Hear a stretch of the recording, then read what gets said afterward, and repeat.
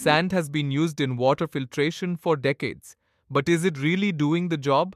Over time, sand compacts and creates channeling, where water takes the easy path and skips proper filtration. Biofilm and slime build up, and your output quality drops.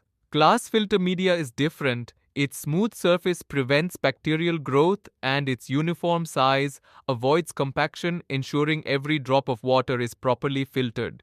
It delivers up to 99.64% filtration with a significant reduction in turbidity and SDI. Unlike sand, glass media is inert. No biofilm, no slime, no taste or odor issues. Better filtration also protects your RO and UF membranes, reducing fouling, chemical cleaning, and downtime while increasing membrane life.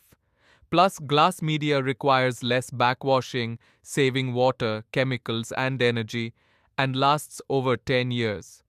Already used across thousands of filtration sites worldwide, the shift is clear. It's time to leave sand behind. Upgrade to glass filter media. Cleaner water, lower costs, longer life.